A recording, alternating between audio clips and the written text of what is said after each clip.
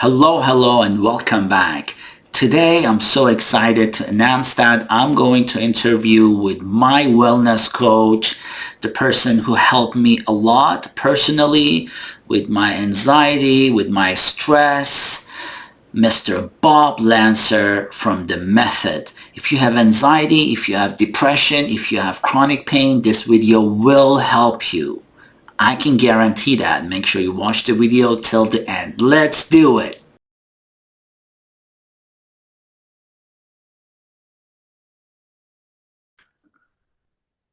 All right. It's definitely an honor to have you, Bob. I'm not going to introduce you because I may not be the right wording. I'm going to let you introduce yourself to our channel. And thank you so much for your time. I appreciate your time and help. It's an honor to be here and an honor to have the opportunity to contribute to the service of helping people dealing with pain, physical pain, emotional pain. I've been doing this work of guiding people through the processes of liberating who they really are, finding that true path, dealing with their emotions and their thoughts, and relating to their bodies in a more conscious way. And I've been doing this work for about 40 years. Some people call me a consciousness coach. Some people call me a life wisdom teacher. I just say, just don't call me late for dinner. But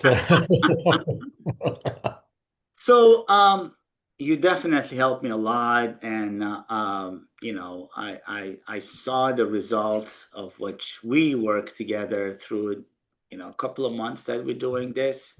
So, what sorts of drives you and make you to become this sort of spiritual coach? just the desire, the desire, the drive to liberate, to liberate people, to liberate them from the patterns, the mental, emotional patterns that block their joy, to liberate them from the belief that anything or anyone can really hold them back in life, and the belief that they are in some way limited, powerless, inferior, less than other people. It's really all about liberation, liberating your joy, liberating your power, liberating your freedom to live the life you love, to live the life you really want to be in. I've been living that life for almost 5 decades now. That's awesome. That's awesome. And I know that you've helped a lot of people, including myself. Mhm. So, Yeah, I work with people all over the world. have you I mean, have you worked with people in pain, Yes. like a physical pain, Oh, and yeah. like how do you define it in your own in Well, your own physical, physical pain is per perhaps the biggest challenge for most people. I mean, some people may be more devastated by some sort of an emotional reaction to things, the loss of a loved one. But by and large, and I know for me personally, physical pain is the biggest challenge, and it's also the biggest opportunity. It's the biggest challenge and the biggest opportunity. It's a warning sign. It's a signal that somehow, somewhere along the line, you've drifted off the path of your true self. The way we understand it is with three simple words to really have for self-understanding and its relationship to pain. Three simple words: structure, function, order. So structure, like everything is a structure, a pen is a structure, right? So it's a particular form, particular structure, particular shape, and it has a function, right? The function is to write with it, right?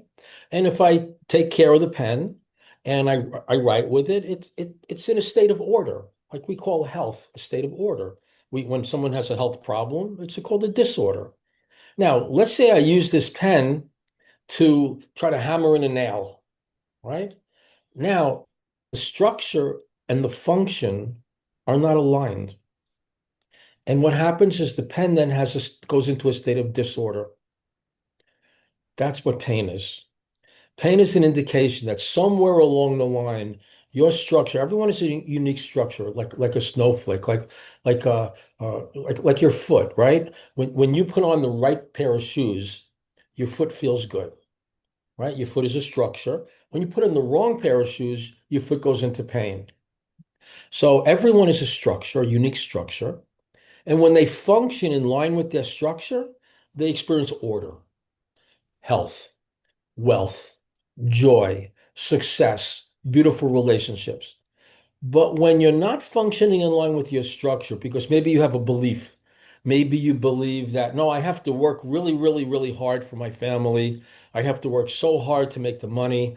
It doesn't matter that I lose the ability to emotionally connect with my children or my spouse, right? It doesn't matter that I keep getting sick. I have to still get up early in the morning, work all day, work really hard. So the structure and the function are not aligned. That's where the pain comes in. So pain is like a red light. Yeah. Pain is a signal. It's saying, get back on course. Somewhere along the line, you've drifted off course. And so pain is telling you to get back on course. Yeah. I mean, I do deal with chronic pain patients like all week. That's sort of my job. Sometimes I can find the source of it. Okay, they have, overweight or they have arthritis in their back, in their neck. But sometimes I do all this sort of imaging, all of that, and I really cannot find why someone in so much pain. And Mhm. I mean, I know that some of them are like they have a gain because of them, but some of them is real, like it's hurting them. Of course. But I cannot explain why. Like Mhm. it's more like I don't know. Do you think like all of these emotional like issues can cause physical pain? Oh, there's no question about it. I mean, an emotional state can cause a heart attack, you know. The human body is not designed for anger, stress, unhappiness. You take someone who's feeling ill and you make them feel angry, unhappy, frustrated, they're going to get even worse. But if you help them to feel loved, cared about, safe, the body starts to do better. So the human body is not designed for anger and stress. So absolutely, living in chronic emotional stress will without a doubt produce physical pain. When it comes to the signal that pain is giving you, it's not necessarily telling us clearly the changes in my life I have to make. Sometimes the pain is simply saying, I've got to find a way to get out of pain. Yeah, Pain means I'm in some sort of physical destruction, and alleviating the pain is enough. So pain is telling you, get out of pain. So I don't have any problem with taking, any kind of medication if it's, approved medication that can alleviate your pain, but it needs to be combined with a healthy lifestyle, managing your stress, managing your emotions, managing your thoughts, having a basic understanding of how to live in daily life in a way that brings you energy instead of drains you. So it's kind of a holistic approach. So sometimes pain can be pointing, oh, you got to make a life change. You're in the wrong job, you're in the wrong relationship. You got to stop working so hard. Sometimes the pain is just saying you need to find a way to get out of pain if you can. Now, there are sometimes the person just nothing they do works and they just have to learn how to deal with the pain. That in and of itself is an opportunity, though. Pain is an opportunity. It's an opportunity to gain mastery of your emotions. Typically, when we're in pain, we feel anxious, we feel stress, we feel worried, right? yeah, So when you're in physical pain, it gives you opportunity to do the inner work on calm, inner peace. Meditation can help ease up, watch your thoughts. When a person is in pain, they exacerbate the pain when they go into stress. And one of the things that sends them into stress is worry. is frightening thoughts. Worry, I'm going to die, I'm going to leave my children, this is going to go on forever. Any kind of thought that brings you stress is going to either produce or increase whatever physical pain you're in. So we work on all the levels. We work on looking for physical ways to alleviate the pain. We look for lifestyle changes. We look for emotional changes that have to be made. And then we also look at mental changes that have to be made. Right, right. And honestly, that is one of the goal of what I'm trying to advocate. Like, I know there are a lot of extreme people. They're very like all sorts of pills and traditional and injections and all of that. And then the other side that they're not believe in any kind of medicine. It's all about holistic approach and meditation. I think I try to just put this world together and say, okay, there is a happy medium.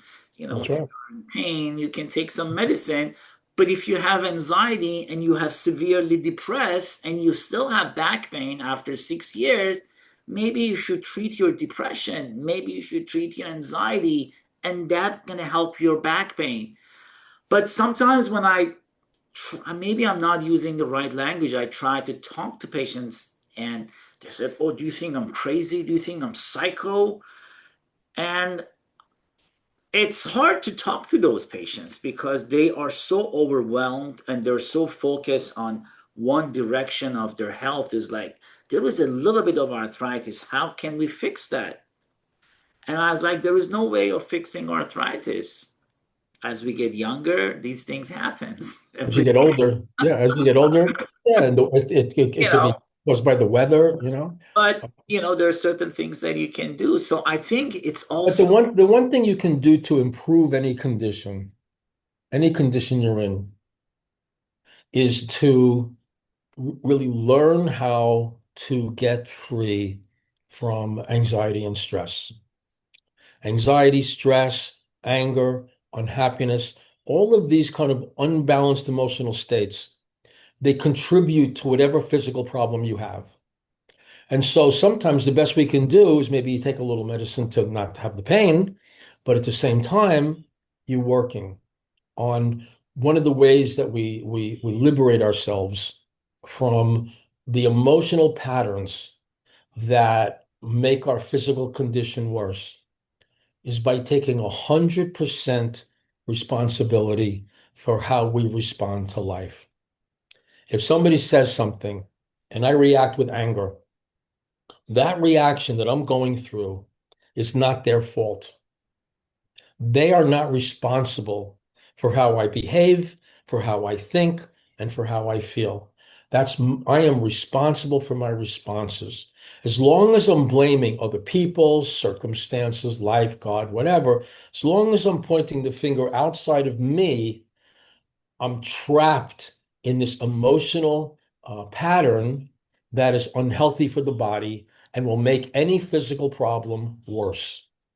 So the first step when it comes to managing emotions is realizing that how I feel is my responsibility. It's nobody else's. And if someone's doing something or saying something and I'm feeling annoyed, I have to focus on me and saying, okay, I want to be able to go through that same experience without being annoyed. I want to go through that experience without being angry. I want to go through that experience without having to become sad, yeah. without having to go through grief and loss and all that stuff. Now, some people think, no, you must go through grief. Well, whatever comes up, whatever emotional state comes up, yes, you have to deal with it. You don't suppress it, but you have to learn how to deal with it. And that's what I teach people how to do, how to deal with it. But the first step is taking 100% responsibility. Like if you're a parent, your child is not responsible for your anger and stress in your relationship with your child. I, You're responsible for that. If a kid can make you react, the kid is in charge.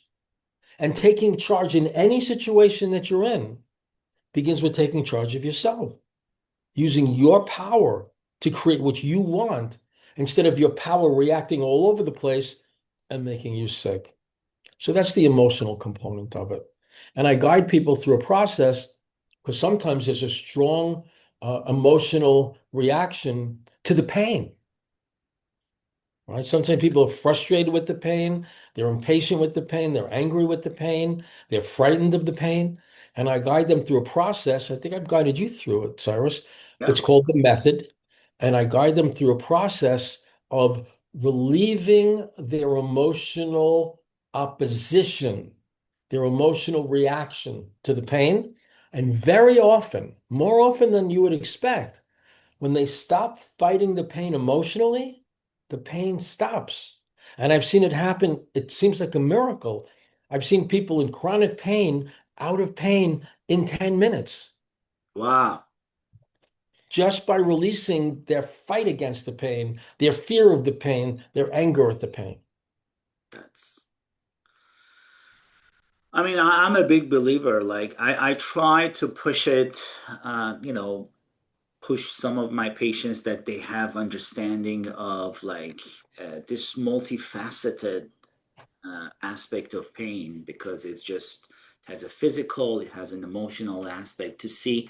And, you know, if they have that insight, you know, sometimes, I mean, I don't know how to say it, they're blind. They Well, see that. you cannot reason with a person in an emotional state. Yeah. It's hopeless. You can't. I wish there was a way we can wake them up and say, listen, you know, there is this aspect to the pain too. And I So so try to now just kind of so now educate. we're looking at how do you help another person who's dealing with a pain or dealing with an emotional state, right? That's a Yeah, very important thing. great question. So the way we deal with it is we concentrate on ourselves. When I'm relating to someone who's in a great deal of pain, I'm concentrating on my state.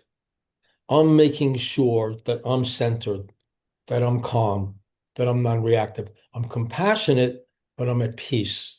And the reason I do that is not just to protect myself, because a person in stress, the stress can go into you. But just like their stress can go into you, your peace can go into them. And so you become your state of being can become a calming, healing influence, even if they can't hear the words, even if they don't get the ideas, just by you maintaining a calm, harmonious state in the present moment, it has a positive impact on them. It may be the most positive impact you can have on them. Maybe you'd like to have more of a positive impact, but sometimes that's all you can do, and that's enough. That's necessary, again, to protect yourself. Because, if you're exposed to people in a lot of pain, like many dentists are exposed to people in a lot of pain, pain and stress usually go together.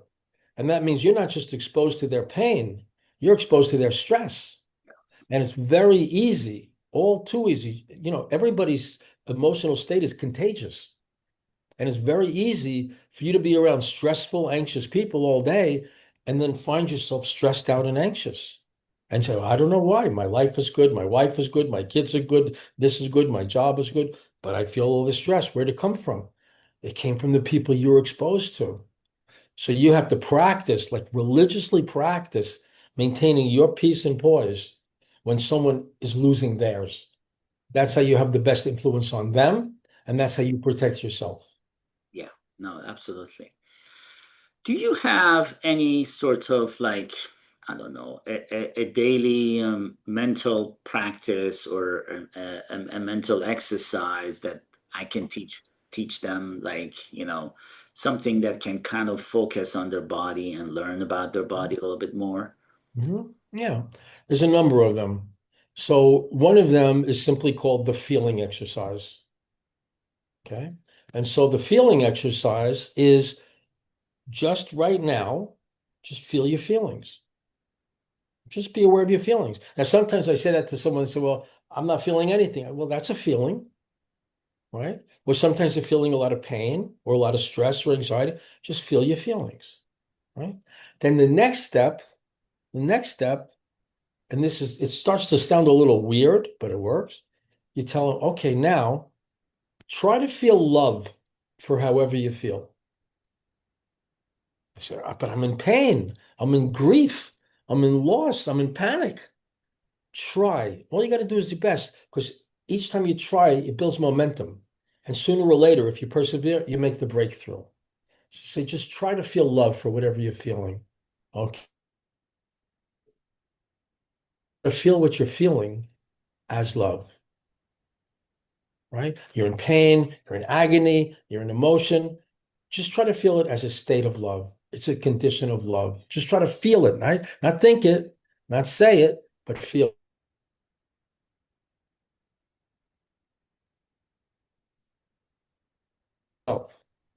And many people, many people have never experienced that. The actual experience of feeling love for yourself. You can feel love for your child, you can feel love for your spouse, you can feel love for your mother, your father, your sister, your brother. Feel love for yourself. Practice, try to feel that. And then the last step in the feeling is feel yourself as love. So these are feeling exercises.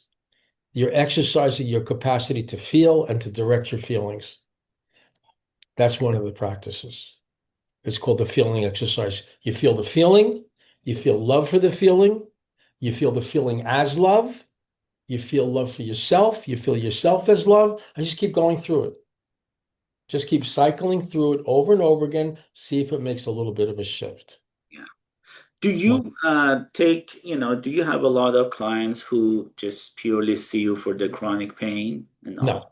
No, it's No, just, most of the people who come to see me, so every now and then there'll be one of my clients who's going through what they believe is a crisis, yeah, and they're panicking and they're in pain, or sometimes during the course, because I usually work with people for years, yeah, they might have an incident of pain, and we'll work through it. right, But right. typically, the people who come to work with me are looking for just like what I call liberation. What I teach, it's called the wisdom of joy Yes. because joy works, happiness works. When Absolutely. you're unhappy, everything goes wrong. When you're happy, everything goes right. Your body is designed for happiness, not unhappiness.